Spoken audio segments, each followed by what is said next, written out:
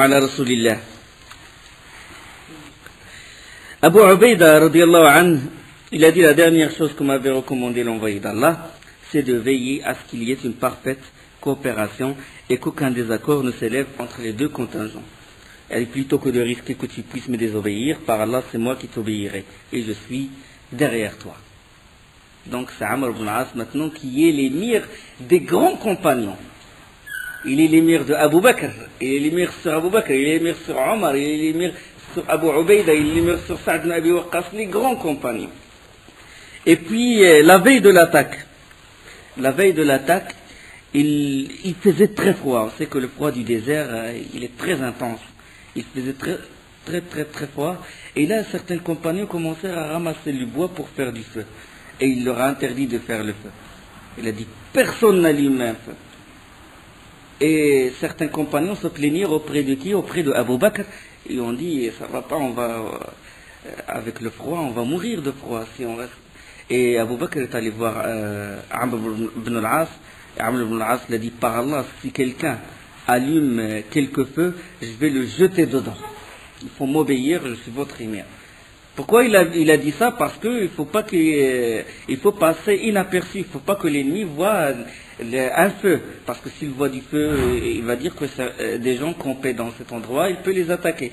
Donc il a supporté le froid et il a demandé aux compagnons de supporter le froid pour passer inaperçu et pour attaquer le lendemain. Et le lendemain, le matin, le Fajr, Amr ibn al-As, il s'est réveillé en état de janaba. Il a fait un rêve et puis il s'est réveillé. Il doit se laver, ça veut dire qu'il doit faire le ghusl. Mais puisqu'il fait très froid, il n'a fait que laver ses parties et faire tayammum. Il a fait tayammum, il a fait juste tayammum. Et puis certains compagnons protestèrent, ils ont dit, écoute, l'eau il est là et toi tu es en train de faire tayammum. Il a dit, je suis en état de janaba, je ne peux pas me laver, l'eau est très froide, il fait un froid intense. Et malgré ça, ils l'ont obéi quand même, et il s'est avancé pour faire l'imam. Et c'est lui qui a dirigé, puisque c'est lui l'émir. Ne parlons pas du plus grand lecteur, etc. Dans une expédition, c'est l'émir qui dirige la prière.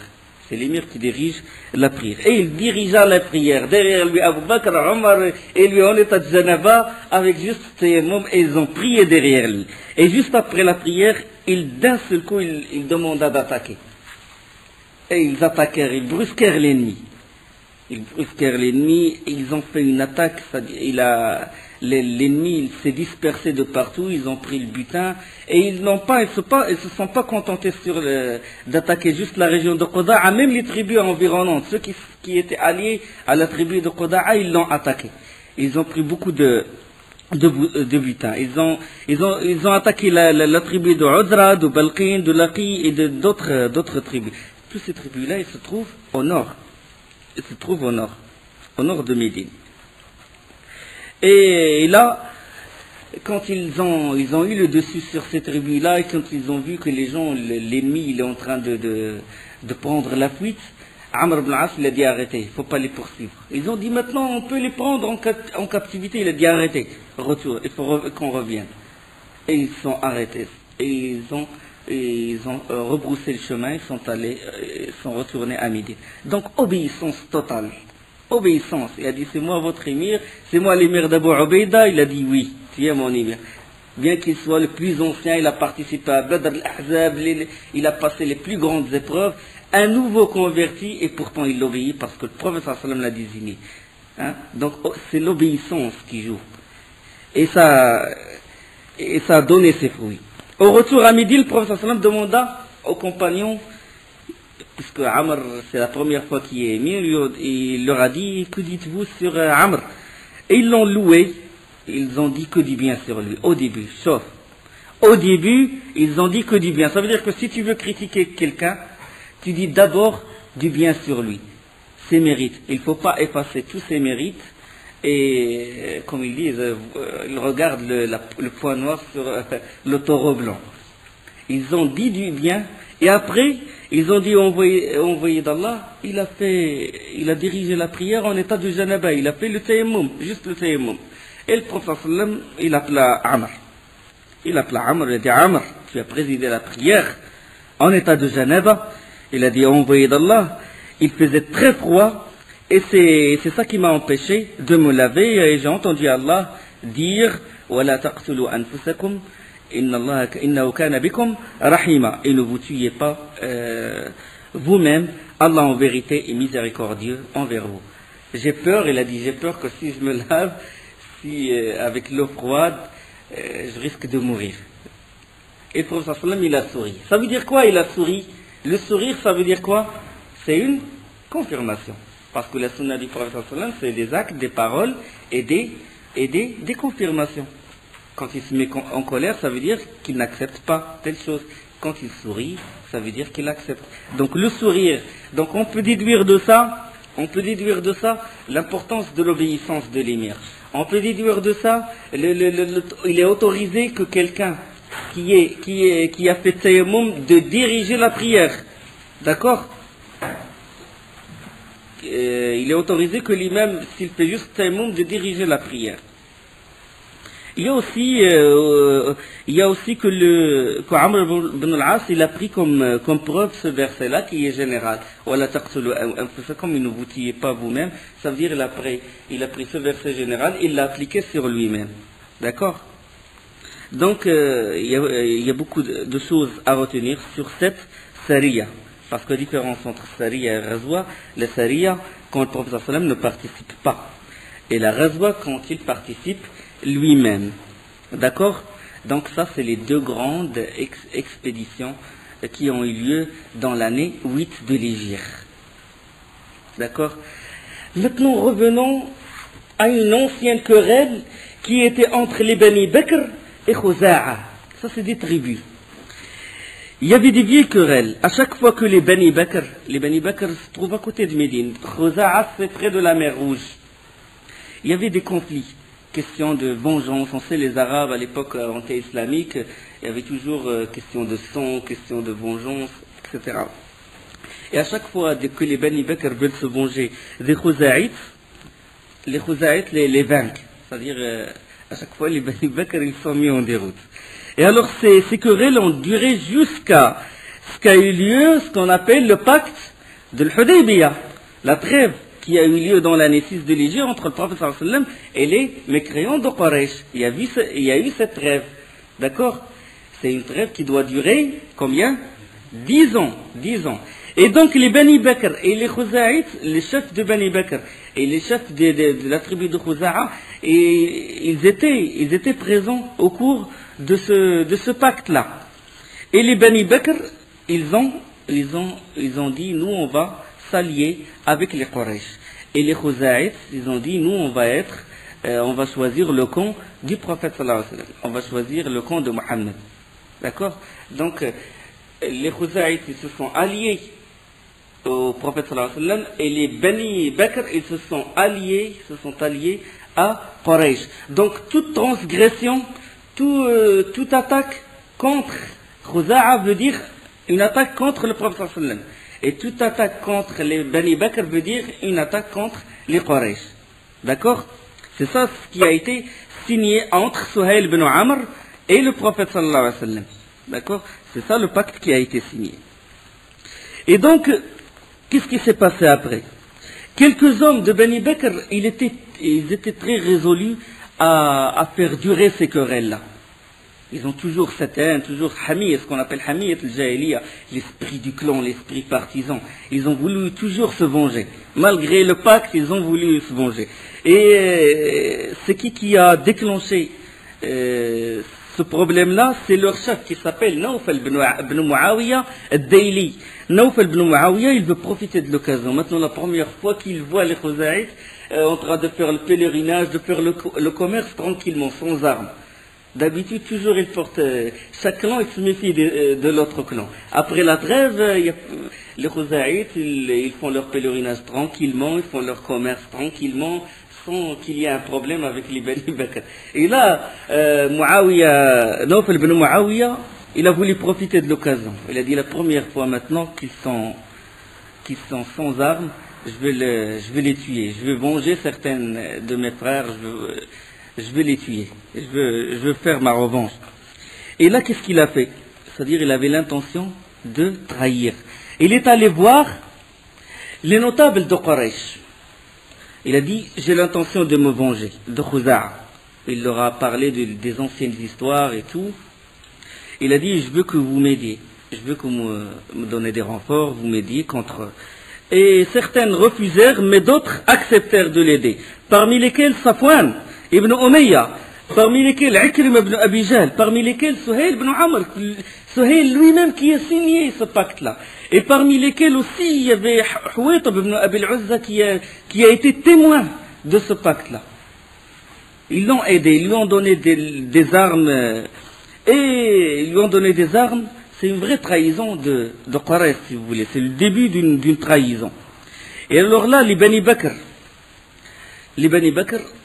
ils se préparèrent, ils surveillèrent au cas où il y a un groupe de Khuzaïtes qui rentre à la Mecque ou aux alentours, ou dans les routes qui mènent vers la Syrie, les routes de commerce, pour profiter de l'occasion et les tuer. Et là, pendant qu'ils surveillaient, un groupe de Khuza'a, ils voulaient rendre culte dans l'enceinte sacrée, dans le haram.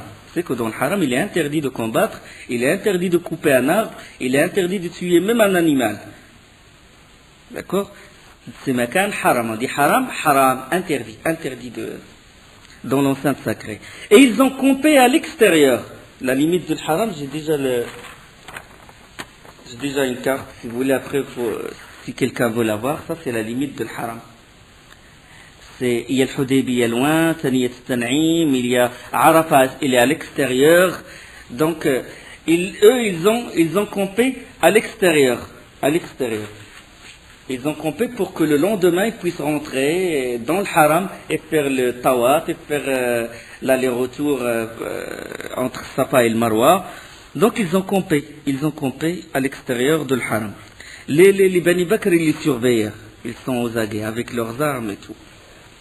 Et là, la région où ils ont campé, il s'appelle l'Ouatir. Il s'appelle l'Ouatir. Et dans la moitié de la nuit, certaines parmi les Khuzaïtes, on sait que les Khuzaïtes, la tribu de Khuza'a, une grande partie parmi eux a embrassé l'islam. Une grande partie. Il y a eu les musulmans. Ils se sont levés pour faire Qiyam al-Layl, la prière. Les mécréants parmi eux, ils se sont endormis. Et là, les Bani Bakr, ils ont profité de l'occasion. Et ils ont foncé vers les Khuzaïtes, le groupe des Khuzaïtes. Et ils tuaient, ils commençaient à les blesser, à les frapper par leurs épées. Et là, ils tuèrent 3 parmi les hommes de Khuza'a. Et eux, ils sont sans armes, les pauvres. Ils veulent faire le pèlerinage, ils veulent rendre culte. Ils n'ont pas d'armes pour se défendre. Quel est l'endroit où ils peuvent se réfugier? C'est le haram, l'enceinte sacrée. Ils accoururent vite, ils rentrèrent vite dans le haram, dans l'enceinte sacrée. Et ils courèrent à l'intérieur et ils commencèrent à crier Al-Haram, ilak, ilak, Al-Haram, Al-Haram. Ils commencèrent à dire, nous sommes dans l'enceinte, il est interdit de tuer dans l'enceinte sacrée. Même avant la venue de l'islam, c'était interdit de combattre à l'intérieur de l'haram. Ça fait partie des rites de Ismaïl alayhi salam, de Ismaïl. C'est-à-dire même Quraysh, même les tribus environnantes, avant la venue de l'islam, ils respectaient les mois sacrés et ils respectaient l'enceinte sacrée. C'est interdit de combattre dedans. Mais malgré ça, Nawfal leur a dit, il a dit une parole, il a dit il n'y a pas de Dieu maintenant. La ilaha al-yawm. Il a dit, pour encourager davantage ses compagnons pour les tuer, pour se venger, il leur a dit, vous avez l'habitude de transgresser l'enceinte sacrée, c'est-à-dire de voler, parce que des fois ils volent des choses. Alors, si vous volez dans l'enceinte sacrée, donc il est facile pour vous de les tuer, de vous venger. Et il les encouragea de se venger. Et ils continuèrent à frapper les Khuza'ites dans l'enceinte sacrée, au milieu de la nuit. Et les Khuza'ites, ils n'ont pas trouvé quelqu'un qui peut le protéger, quelqu'un qui habite dans la Mecque, qui peut les protéger. Ils coururent vers la maison d'un de leurs frères qui s'appelle Boudayl. Un de leurs frères qui s'appelle Boudayl ibn Warqa. Boudil ibn Warqa, il avait une maison à l'intérieur de la Mecque. Lui, il est Khouzaït, il est Khouzaït, mais il a une maison, il habite avec les Quraysh. Ils ont couru vers sa maison pour chercher un lieu de refuge. Ils ont trouvé la porte fermée. Ils ont trouvé la porte fermée et les Bani Bakr continuèrent à les tuer et certaines Qurayshites, ils se sont dissimulés au milieu des combattants, parmi lesquels Suhail ibn Amr, Ikrim ibn Abi Jahl. Des Qurayshites, ils ont participé avec les Bani Bakr pour tuer les Bani Khuza'a. Et ils ont tué 23 hommes près de cette maison, 23 victimes. C'est une vraie transgression, c'est une vraie trahison. Ils ont trahi le prophète sallallahu alayhi wa sallam et ils ont transgressé la sha'air Allah, ça veut dire les rites d'Allah subhanahu wa ta'ala. Dans l'enceinte sacrée, ils tuent des gens, donc c'est une vraie trahison. Et là, ceux qui s'étaient dissimulés, avant le lever du jour, ils se sont retirés pour passer inaperçus. Et là, les Khouzaïtes, ils se réunirent. En catastrophe, ils ont fait une réunion. Et puis, ils ont dit la première chose, avant de tout préparer maintenant, il faut qu'on envoie un émissaire vers le prophète, vers Mohammed. On lui dit, voilà ce qu'ont fait les Bani Bakr, voilà ce qu'ont fait les Quraysh. Et ils envoyèrent Amr ibn Salim. Ils envoyèrent Amr ibn Salim. Amr pensa directement vers Médine. Il ne s'arrête que pour se reposer. Nuit et jour, il courait. Nuit et jour, jusqu'à arriver à Médine. Et là, il rentra dans la mosquée où se trouve le prophète sallam. Il le trouva, puis il commença à scander des vers de poèmes. Il a raconté toute l'histoire dans un poème. Toute l'histoire. Il a dit, bon, je vais prendre certains vers. Ça, c'est un peu difficile à traduire. Il a dit, Ya Rabbi inni nashidun Muhammada, hilf abina wa abihi al-atlada. Seigneur, je conjure par ton droit Muhammad. Je lui rappelle l'alliance antique entre son père et le nôtre. Il y a une autre alliance avant celle de l'Hudaybiyah, a eu lieu entre Qusay ibn Kilab, entre les Bani Khuza'a et les parents du prophète sallallahu alayhi wa sallam. Il y a eu une alliance entre Khuza'a et Abd al-Muttalib. C'est une ancienne alliance. Il a dit dans le premier vers, Ya Rabbi inni nashidul Muhammada, hilfa abina wa abihi al-atlada, qad kuntum walada, wa kunna walida, sammata aslamna, falam nanzi' yada. Vous êtes nos descendants et nous étions vos ancêtres. Parce que la mère, Qusay ibn Kilab, il s'est marié avec une Khuza'ite. Donc la mère c'est une mère pour les Qurayshites et c'est une mère pour le prophète sallallahu alayhi wa sallam. Donc les oncles maternels sont du côté de Khuza'a. C'est pour ça qu'il a dit Qad kuntum walida waladan wa kunna walida. Vous êtes nos descendants et nous étions vos ancêtres. Sammata aslamna falam nanzi' yada. Nous sommes devenus musulmans et nous n'avions pas violé de pacte. فانصر رسول الله نصرا اعتدى وادع عباد الله يأتوا مددا فيهم رسول الله قد تجردا أن سيما خسفا وجهه تربدا في فيلق كالبحر يجري مزبدا أن قريشا أخلفوك الموعد. Dans ce vers, il a dit que Quraysh, ils ont rompu le pacte. ونقضوا ميثاقك المؤكدا. Ils ont violé le pacte. وزعموا أن لست أدعو أحدا فهم أذل وأقل عددا. Ils sont faibles et ils sont en nombre plus faible, ils sont minoritaires. قد جعلوا لي بكداء مرصدا. Ça veut dire dans un endroit qui s'appelle Kada, ils ont surveillé les Khuza'ites jusqu'à les tuer. هم بيتونا بالوتير هجدا. Ça veut dire quand on était dans le Watir, ils nous ont attaqués. Hujjada, ça veut dire certains parmi nous dormaient. وقتلونا ركعا وسجدا. Ça veut dire ils nous tuèrent alors que parmi nous il y avait des gens qui se prosternaient et qui font ruku'. Et il a raconté toute l'histoire. Le prophète sallam a compris quand il a récité ces vers-là. Le prophète sallam a compris et il a dit Nusart ya Amr ibn Salim, tu seras secouru.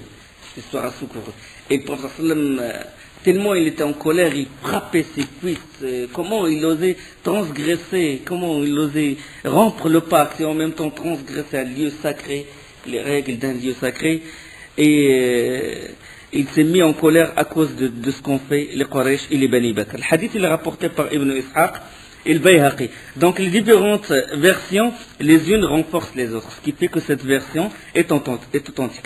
Dans l'intervalle, les Mécois étaient devenus fort inquiets des conséquences que pourraient entraîner les derniers événements. Maintenant, qu'est-ce qu'ils vont faire? Est-ce qu'ils les ont vus? Maintenant, ils se sont mis dans une situation grave. Et qu'est-ce qu'ils ont fait? Ils se sont réunis dans la maison de Nadwa. C'est une maison consacrée dans les consultations. Et là, ils ont dit, qu'est-ce qu'on va faire? Est-ce qu'on va laisser les Bani Bakr se débrouiller tout seuls? Là, on va tomber dans un problème, c'est que personne ne va s'allier avec nous plus tard. Ça veut dire qu'on s'est allié avec eux, puis après on les a trompés. Ou qu'est-ce qu'on va faire? On va les aider, ou on va être avec eux. Là, c'est un autre problème. Mohammed va nous combattre. Ça veut dire qu'on a clairement rompu le pacte. Et commencer à se consulter jusqu'à ce que Abu Sufyan leur dit, il y a une chose. Il vaut mieux renouveler le pacte. On se dirige vers la Médine et on va renouveler le pacte. Comme ça, si on renouvelle le pacte et que Mohammed il est informé de la rupture de l'ancien pacte, il ne peut rien faire. Ça y est, il a déjà signé un nouveau pacte, il ne peut rien faire. Mais là, il faut s'assurer que Khuza'a est ce qu'il a rencontré le prophète sallallahu alayhi wa sallam. Mais les Khuza'ites, ils ont déjà envoyé Amr ibn Salim à l'envoyé d'Allah. Là, ils ne sont pas sûrs. Il faut s'assurer, est-ce que vraiment il y a des hommes parmi les Khuza'ites qui ont rejoint Médine et qui ont informé le prophète sallallahu alayhi wa sallam de ce qui s'est passé. Donc, c'est la seule solution qu'ils peuvent faire. Maintenant, c'est essayer d'aller voir le prophète sallallahu alayhi wa sallam et de renouveler le pacte. Et ils envoyèrent Abu Sufyan. Entre-temps, déjà, après l'envoi de Amr ibn Salim, une délégation s'est préparée et 2 jours plus tard, ce fut cette délégation de Khuza'a qui rencontra le prophète sallallahu alayhi wa sallam. Ils lui ont fait le récit de tout ce qui s'est passé. Et le prophète sallallahu alayhi wa sallam, l'intelligence du prophète sallallahu alayhi wa sallam, il a dit, quand vous retournez chez vous, dispersez-vous. Quand vous quittez Médine, dispersez-vous. Chacun il prend une voie. On ne sait jamais, vous allez croiser les Qurayshides et ils vont dire... quand ils vont vous voir ensemble, ils vont se dire, ça y est, c'est une délégation qui a été... ces gens-là, ils reviennent de Médine. Ils vont se méfier, ils peuvent demander l'aide d'autres tribus. Donc, il vaut mieux que vous dispersiez. Et ils se sont dispersés. Dans cette délégation, figure Budayl ibn Warqa. Budayl ibn Warqa, le Khuza'ite. Et lui, avec certains de ses compagnons, ils ont pris la route principale. La route principale, les autres, ils ont pris d'autres routes. Et à mi-chemin, ils rencontrèrent Abu Sufyan. Budayl, il croisa Abu Sufyan. Et Abu Sufyan se dirigeait vers Médine. Et puis Abu Sufyan lui a dit, de quel côté viens-tu? Il a demandé à Budayl. Et Budayl lui a dit, du pays de Khuza'a, au creux de la vallée, près de la mer. Il n'a rien montré, il n'a pas dit que je viens de Médine. Et il a dit, n'es-tu pas allé voir Mohammed? Il a dit non. Puis Abu Sufyan, il a attendu jusqu'à ce que Budayl, avec ses compagnons, il s'éloignèrent. Puis il demanda à ses compagnons à lui d'aller voir le crottin des chameaux. Et ils brisèrent le crottin des chameaux, ils trouvèrent les noyaux de dattes. On sait que seuls les Médinois qui nourrissaient leurs chameaux par les dattes. Il a dit ça y est, il a dit, on jure par Allah, ces gens-là sont venus de Médine. Et le prophète sallallahu alayhi wa sallam, dans la mosquée, il a dit, j'ai l'impression, comment il réfléchit le prophète sallallahu alayhi wa sallam, il a dit, j'ai l'impression qu'Abu Sufyan est en route vers nous pour renouveler le pacte et prolonger la durée. Il n'a que cette solution, il n'a pas d'autre solution. Les Quraysh sont rongés par la guerre, ils ne peuvent pas combattre, ils ont rompu le pacte. La seule chose, c'est de venir renouveler le pacte. Mais ça, il faut beaucoup de choses. Il faut déjà que le prophète sallallahu alayhi wa sallam, il faut que les Khuza'ites, mais maintenant les Khuza'ites ont déjà informé le prophète sallallahu alayhi wa sallam. Donc, arrivé à Médine, Abu Sufyan, qu'est-ce qu'il a fait? La première chose qu'il a faite, il est allé voir sa fille, Habiba. Habiba, c'est la fille de Abu Sufyan et c'est la femme du prophète sallallahu alayhi wa sallam. On a parlé de ça. On a dit qu'il a envoyé Amr ibn Umayya ad-Dumri au Négus. Il l'a envoyé au Négus et il a demandé au mariage Umm Habiba, c'est le Négus qui fut le tuteur, si vous voulez. Et le mariage a été fait en Abyssinie. Et après, Umm Habiba est venu à Médine. Là, il est allé voir, la plus proche personne de lui, c'est Habiba. Abu Sufyan est allé la voir pour voir est-ce qu'il a quelque chose, il a des informations. Et après 15 ans, parce que ça fait 15 ans qu'il n'a pas vu sa fille, depuis qu'il a émigré de la Mecque en Abyssinie, il ne l'a pas vue. Il est rentré voir sa fille, et là, quand Abu Sufyan, il s'apprêtait à s'asseoir sur le tapis du prophète sallallahu alayhi wa sallam, il y avait un tapis où s'asseyait le prophète sallallahu alayhi wa sallam d'habitude. Elle, qu'est-ce qu'elle a fait? Prestement, il retira le tapis et le plia. Et puis Abu Sufyan étonné, il a dit suis-je trop bon pour ce tapis ou ce tapis-là est trop bon pour moi? C'est un tapis usé.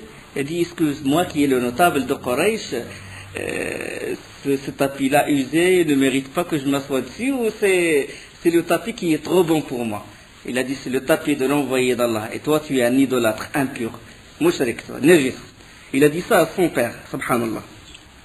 Il a dit je ne désire pas que tu t'asseyes dessus, même s'il est usé, je ne désire pas que tu t'assoies dessus. Il a dit petite fille, par Allah, quelque chose de malheureux t'a frappé.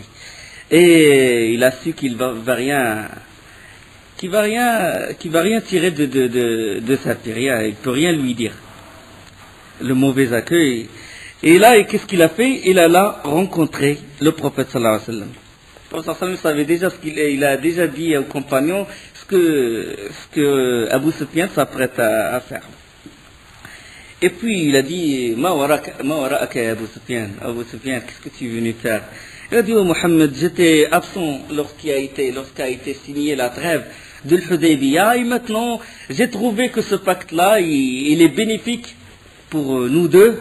Maintenant nos commerces, nos caravanes ils passent tranquillement, on est en sécurité et je veux renouveler le pacte. Je veux renouveler le pacte et je veux prolonger la durée.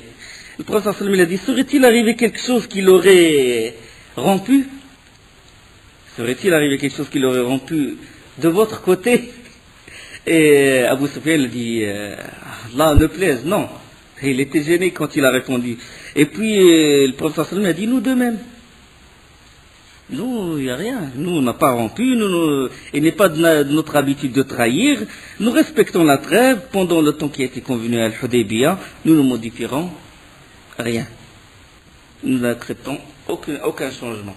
La trêve est bonne. Il a été bénéfique pour les deux côtés. Il n'y a pas de problème. Nous n'allons rien changer.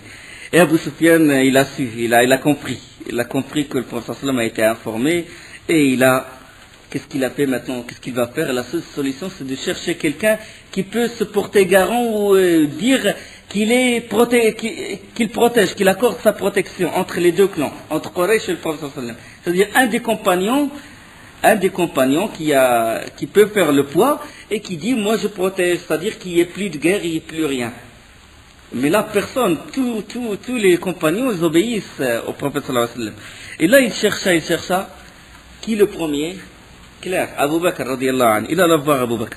Il a dit, toi qui es plus proche de Mohammed, renforce le pacte. Abu Bakr, il a répondu, il a dit, je n'accorde protection que dans la mesure où l'envoyé d'Allah accorde la sienne. Voyez, je n'accorde pas la protection contre l'envoyé d'Allah. Non, je suis avec lui. Et alors là, quand il a su qu'Abu Bakr il a refusé, il allait voir Omar. Il dit, Omar, accorde la protection. Il dit, moi j'intercède en ta faveur. Il a dit, Wallah, si je ne trouve que des fourmis pour vous combattre, je vous combattrai. On dit, oh, quelle grossièreté. Et là, il alla directement voir Ali radiallahu anhu. Bon, Ali, il est proche de Abu Sufyan. Abu Sufyan, Sakhar ibn Harb, ibn Umayya, ibn Abd Shams, ibn Abd Manaf. Donc il se rejoint avec Ali, et il se rejoint avec Ali dans le quatrième père. Ils ont le même grand-père, si vous voulez. C'est Abd Manaf. Il a dit le plus proche peut-être que lui, il va me faire sortir de ce piège. Il alla voir, il rentra dans la maison de Ali, et lui dit, oh Ali, toi, tu es le plus proche, de moi par les liens de parenté. Fais quelque chose, intercède en ma faveur auprès de Mohammed. Et alors là, Ali l'a accueilli par ces mots, il a dit, hélas, pour toi, Abu Sufyan, l'envoyé d'Allah, il a décidé de ne pas faire droit à ta requête. Et personne ne peut lui parler en faveur de quelque chose à quoi il est opposé. Maintenant, personne ne peut être... Il a décidé une chose, il s'apprête à faire une chose, personne maintenant ne peut lui parler. Et là, il se tourna vers Fatima, radiallahu anha. Elle était présente, il avait ses deux fils, le Hassan et le Hussein. Il a dit, Fatima, tu es la fille de Mohammed, assure ta protection. Fatima, elle a dit, je ne suis qu'une femme. Et puis, en regardant le Hassan, son fils, il a dit au fils de Mohammed, veux-tu permettre à ton fils de se porter garant, d'accorder sa protection? Il va être le suzerain, il va être le chef des Arabes. Ça va être un mérite pour lui. Il a dit, Fatima, il a dit, il est trop jeune pour accorder sa protection. Là, ça y est, Abu Sufyan, il est dans une situation, il est dans l'impasse. Et puis après, il se tourna vers Ali, il a dit, là, je suis dans un piège. Dis-moi, donne-moi une solution, dis-moi quelque chose qui peut me sortir de là. Il a dit, je n'ai qu'une chose à te dire. C'est que toi, tu accordes ta protection. Tu sors et tu dis, moi j'accorde ma protection, c'est moi qui va qui va accorder ma protection, qui va intercéder en faveur de Quraysh, pour qu'il n'y ait pas de combat. Sors-toi et dis-le. Il a dit, ça va me servir à quelque chose si je dis ça? Il a dit non. Mais c'est la seule solution.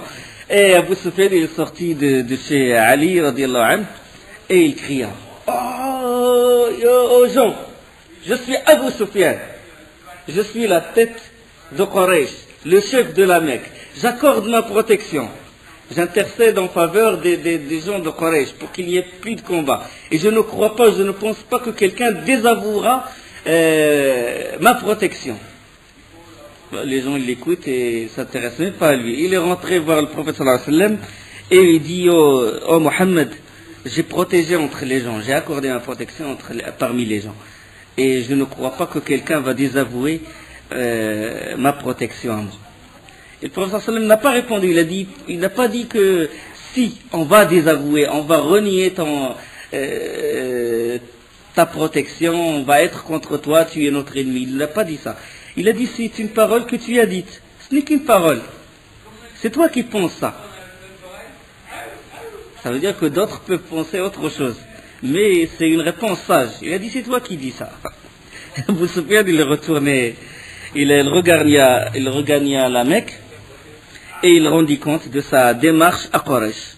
Il dit, voilà ce que Ali m'a dit. Il lui dit, Wallah, Ali n'a fait que de se moquer de toi. Toi, tu te portes garant, toi qui es leur ennemi, tu te portes garant. Ali n'a fait que se moquer de toi. Et là, puis le prophète sallallahu alayhi wa sallam, il rentra chez Aïcha radiallahu anha et lui demanda de préparer les provisions, tout ce qui va lui servir pour la razwa, pour le combat. Préparer ses armures, préparer sa tenue de combat, préparer la nourriture. Et il lui a dit, je vais combattre la Mecque. Je vais rentrer à la Mecque. Il a dit, c'est un secret, ne le dis à personne. Le prophète sallam est sorti de chez lui et Abu Bakr rentre directement chez sa fille Aïcha. Et il la trouva très occupée en train de trier le blé, en train de préparer des armes d'un côté à l'autre. Il lui a dit, qu'est-ce qui se passe? Il n'a pas répondu. Il a dit, l'envoyé d'Allah, il prépare une bataille et il n'a pas répondu. Ah, peut-être qu'il va combattre les Romains après les derniers événements avec les Rassanides. Ah, et ça, il n'a pas répondu. C'est Najd qu'il veut alors. Pas de réponse. C'est Quraysh. Pas de réponse. Jusqu'à ce que le prophète sallallahu alayhi wa sallam rentra, puis Abu Bakr, il lui a dit, envoyé d'Allah. Le prophète sallallahu quand il est rentré, Abu Bakr, il s'adresse à lui. Sauf le secret, la femme, comment il garde le secret. On dit que les femmes ne gardent pas de secret. Et ils prennent l'exemple de Aïcha radiallahu anha. Il a dit, secret, c'est clair et net. Et le professeur sallam rentra, et puis Abu Bakr lui demanda, il dit, envoyé d'Allah, veux-tu aller en expédition? Il a dit oui. Veux-tu qu'on se prépare, nous aussi? Le professeur sallam, il a dit oui. Tu veux combattre Ben el-Asfar, ça veut dire les Romains? Il a dit non. Najd, alors, tu veux combattre? Il a dit non. Tu veux combattre Quraysh? Il a dit oui. Puis il a dit, envoyé d'Allah, ne devons-nous pas attendre que le temps de la trêve soit écoulé, parce que la trêve c'est 10 ans. Il a dit à Abu Bakr, ils ont trahi, ils ont rompu le pacte. Et il lui dit de garder le secret. Il a dit, on va marcher sur la Mecque, on va attaquer la Mecque, mais il faut garder le secret. Il dit seulement aux gens de se préparer. Tout le monde doit se préparer, mais ne dit pas qu'on va combattre Quraysh. Et le prophète sallam il envoya aux autres tribus musulmanes de se préparer à cette campagne. Et toute Médine fut remplie de combattants. 7500 hommes. 7500 hommes. Et le prophète sallam donna l'ordre de ne laisser personne sortir de Médine. Laisser les gens rentrer à Médine, les tribus environnantes, ceux qui veulent combattre avec le prophète sallam ont le droit de rentrer, mais personne ne doit sortir. Et il envoya des hommes sur les routes principales. Pourquoi? Parce qu'il veut que Quraysh ne soit pas au courant de la préparation du prophète sallam. Et il invoqua Allah, il dit, oh Allah, fais que les Quraysh nous perdent de vue. Fais que Quraysh nous perdent de vue, qu'ils restent sans nouvelles de nous, et c'est-à-dire ils restent sans nouvelles de nous, est-ce que nous projetons afin que nous fondions sur eux à l'improviste dans leur territoire. Et là, bon, tout le monde se prépare sans savoir où va le prophète sallallahu alayhi wa sallam. Ils envoyèrent même Ka'b ibn Malik, l'un des grands poètes. Et Ka'b ibn Malik s'approcha du prophète sallallahu alayhi wa sallam, il commença à réciter des vers de poèmes dans lesquels il lui pose la question où on va combattre. Et le prophète sallallahu alayhi wa sallam n'a fait que sourire, il n'a pas répondu. Et là, une minorité, sauf les grands compagnons, sont au courant.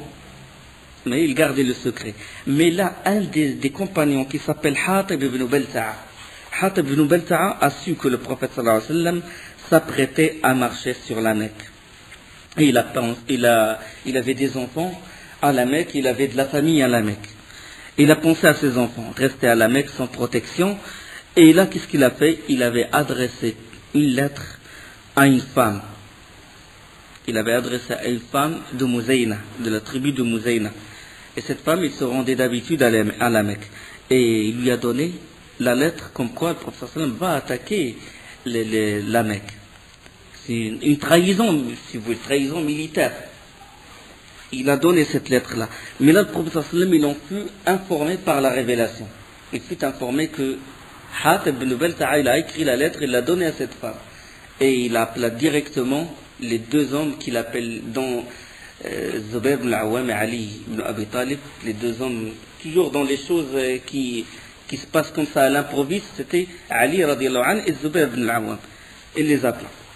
Il a dit, il faut partir jusqu'à un endroit qui s'appelle Rawdatu Khar, un endroit à l'extérieur de Médine.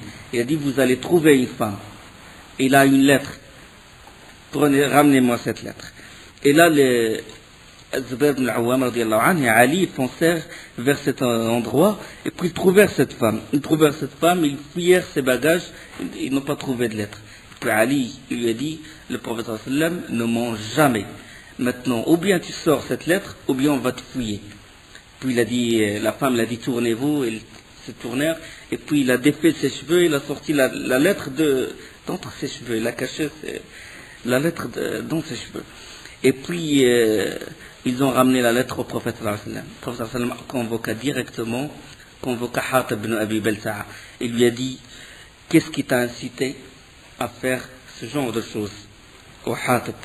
Il a dit, envoyé d'Allah, il a dit, je crois certes en Allah et en son envoyé. Et ma croyance n'a pas varié, rien d'autre n'a pris sa place. Mais à la Mecque, je suis un homme de rien, sans rang social. Et je n'ai ni famille influente, ni personne pour me protéger. Et j'ai voulu envoyer cette lettre comme quoi, avertir Quraysh pour qu'il protège ma famille. Je n'ai pas fait ça par amour aux mécréants, mais parce que j'ai peur pour ma famille et mes enfants. Le prophète sallam a dit, c'est vrai ce qu'il vous a dit. Et Omar ibn Khattab, il a réagi, il a sorti son épée.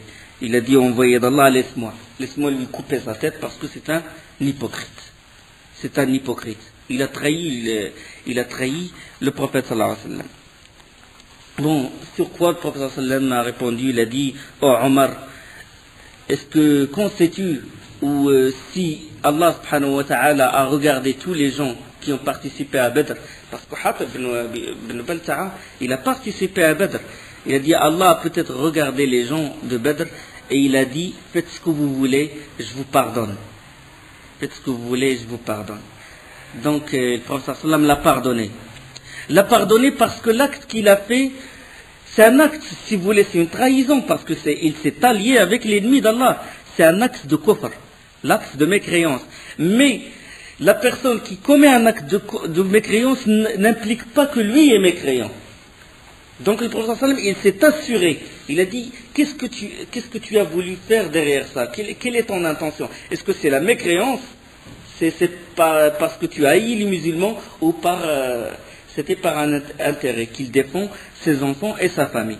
D'accord? Donc il y a déjà certaines choses qu'on voit, c'est des actes de mécréance, mais ça prouve pas que la personne est mécréante. Il y a des choses que la personne, il fait, et il prouve directement qu'il est kafir. Par exemple, quelqu'un, il piétine le Coran, on va pas dire pourquoi tu as fait ça? Est-ce que parce que tu as haï le Coran? Non. Cet acte-là, s'il le fait volontairement et en étant en conscience, il sort de l'islam. D'accord? Tout comme la personne qui écrit par exemple des articles dans les journaux, il se moque des musulmans, il se moque du prophète sallallahu alayhi wa sallam, hada laysa muslim, il n'est pas musulman. C'est un acte qui veut dire qu'il est mécréant.